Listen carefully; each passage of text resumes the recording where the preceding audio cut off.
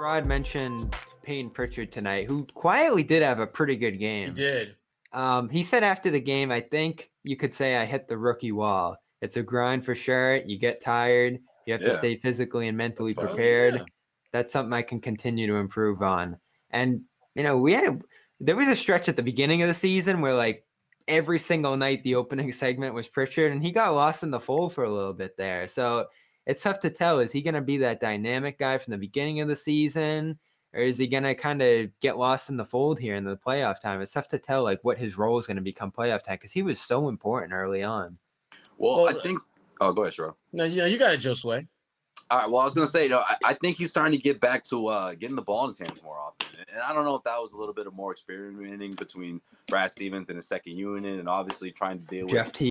Yeah, trying to deal with the interchanging pieces and what was it, the trade deadline. There's a lot going on at that time. And of course, that's when Pritchard hit that rookie wall. But, in that second quarter, when you see Tatum, giving the ball to him or at least letting him bring the ball up, I think that's because you're going to have that secondary playmaker coming off your bench down the stretch and, of course, into the postseason. I think Pritchard can be that guy. I mean, he just weathers the storm. I mean, whether it's a situation where the Celtics are behind or the Celtics just have to start, settling down a bit, they get a little too trigger happy towards the end of the first quarter and they start blowing away a lead or whatever the case may be. How good is his shot? Pritchard can come in and get that ball. Pretty. He controls the offense. He went that's cold what you want for a from bit. somebody. And, of course, who can give you that defensive energy on the other end as well. I'm just talking about how it looks, John. Like the No, two we hit on the absolutely. right wing there, it's smooth. Yeah. I mean, look, one of the great things about Pritchard, and it's been since day one, is he's fearless. So he doesn't play like a guy who's worried, like, am I going to make a mistake and get pulled? Or, doesn't look like the moment's too big for him at all. But the trade-off is he can take some hero ball shots, and he's had, so every once in a while, he's kind of jacking shots where like, that's not really the one you should be looking for, but it's because he's willing to take those that he's been successful. But his shooting for this month of April has been just atrocious. So he definitely did hit a wall. I mean, he's shooting 30% for the month, 23 from three, after going 50 and 50 for the month of March. So he definitely tapered off a little bit. So yeah, you do want to see him kind of bounce back. It's not just the rookie wall and playing this many games. It's this many games this fast. So I do wonder how that's going to affect a lot of people here. You always go from a 30-game college schedule to an 80-game, and it's right around the 40, 50-game mark where they're like, geez, this is long. But on top of that, he's been there. Has he missed a game? He had He missed that. He missed that long stretch. He missed 6 weeks. So I take that back. I totally spaced on that. He missed quite a bit of time. So he's got fewer games under his belt as a result there. But he's just got to keep. But that knocked him off too. I mean, did. That was one of many factors. Yeah. He's got to. Yeah, Celtics fans, they were freaking out when they saw him down. A couple moments this year. That one, the smart one. I mean, it could have gotten bad. That was the MCL. Yeah.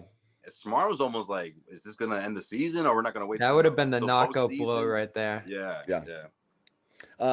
So yeah, they're going to need him because we were counting down the amount of people on the who you're willing to count on. I think he's one of 8, right?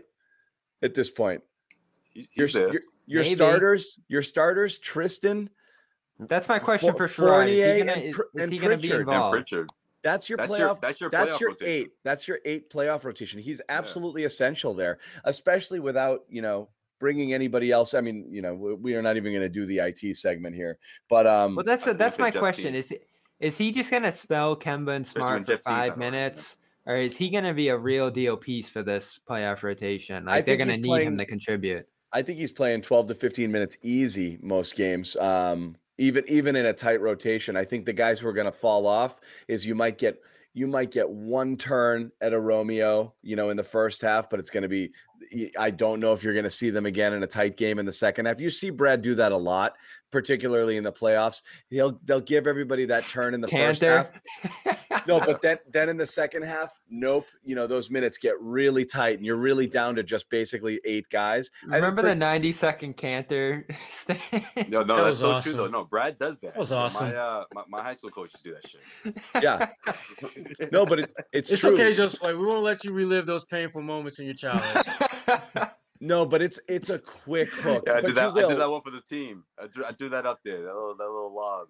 You'll get a little Grant. You'll get a little bit of Romeo, maybe. Semi-situationally, but I think it's a really tight rotation.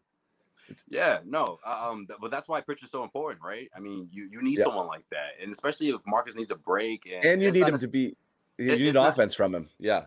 Well, yeah, exactly. But for someone like Marcus, because a lot of people would just assume or they feel comfortable just plugging in Marcus with that second unit, or him or Kemba, just one of those guys is fine, and Pritchard can grab 9 or 10 minutes. But sometimes those guys need a break, and it's not necessarily because of foul trouble. You know, maybe they just need to just check out for a few minutes. I think that's when Pritchard, that's a valuable piece to have, especially towards the end of the regular season and going into the playoffs. I think Pritchard's playing time is going to be predicated to some extent on Fournier, who has the ability to be a playmaker. If Fournier is in the game and he's rolling, and him and Smart and Kemba are playing well together, we may see Payton Pritchard not play much at all in the playoffs. I wouldn't be shocked if Brad. I'm thinking. I wouldn't be surprised if Brad shortened to a 7-man rotation where Tristan and Fournier are the only 2 that come off the bench. Yeah, I want this rotation as conference finals. Yeah, maybe. I want this rotation as short as possible come playoff time. They can't mess around with those Romeo minutes, John, and even Pritchard at this point. Can't mess around. They can't. Their margin for error is too slim. Brad always usually does, right? Even when he lost Hayward last year. I know he usually does, but this year feels different. It's a quick hook. You need it simply because you can't play those guys 40 minutes every game. The math doesn't work out. You have to spell Tatum and Brown. Well, Fournier helps it now. So we'll see. Fournier helps but also, it. I get the feeling that Grant's going to be like his, Grant's going to get in there. He's getting 20 easily. But you can hide Fournier in a lineup that you can hide Romeo in a lineup that has Fournier and another starter because you're not throwing out, 5 guys out there and they're like, who the hell is going to shoot here? Right. You have to pick one though, don't you? Like it's not going to be Romeo and Grant and it's probably just going to be one of those guys. It'll be matchup based. But look at the regular rotations. If you have Tatum kind of coming back in at the end of the first quarter to start the second, you could have a Tatum Romeo lineup in there, and then Jalen comes in and spells somebody. Like it's still playing. Fournier still on the court. Like I think you're still doing that in the playoffs. But you're right. It's in that second half in the close games. It's that quick hook with those guys. But again, the reason we're having this discussion is, there's no question Pritchard is in the circle of trust. I think for this unit, he's, he is the circle of trust. Circle of trust. I think he is. He's in the cot, people. He's in the cot.